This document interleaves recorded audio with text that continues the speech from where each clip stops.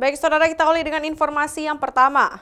Dinilai janggal pembunuhan sadis yang menewaskan mahasiswa asal Aceh Barat karena motif ekonomi di indekosnya Desa Jelingki, Kecamatan Syahkuala, Banda Aceh. Pihak keluarga kembali mendesak polisi untuk segera mengusut kembali motif tersebut.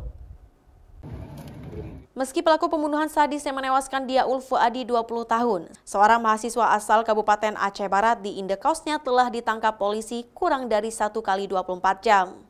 Keterangan tersangka kepada polisi pembunuhan sadis yang dilakukan tersebut karena motif ekonomi membuat pihak keluarga merasa ragu karena barang-barang milik korban tak ada yang hilang dalam peristiwa tersebut. Pihak keluarga korban mendesak aparat kepolisian Satuan Reserse Kriminal Polresta Banda Aceh untuk terus memeriksa dan mendalami keterangan dari tersangka agar motif sebenarnya bisa terungkap. Karena antara pelaku dan korban sebelumnya sempat beberapa kali berinteraksi bahkan menginap di kos korban. Kemarin itu kan baru kita mendengarkan keterangan dari si pelaku.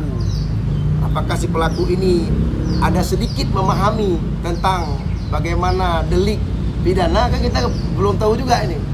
Karena ada temuan-temuan yang ditemukan oleh tim penyidik, itu si pelaku sendiri pernah searching gitu. Salah satunya seperti misalnya pertanyaan dalam Google-nya, dalam di gadget, di gawai pencarian di HP-nya itu, dia mencari apa itu fungsi inafis. Sesudah kejadian? Setelah kejadian. Sebelum tertangkap. Peristiwa sadis yang menewaskan Dia Ulfuadi di kamar kosnya dengan kondisi leher terluka hingga kini masih viral di jejaring media sosial di Aceh. Raja Umar, Kompas TV, Banda Aceh.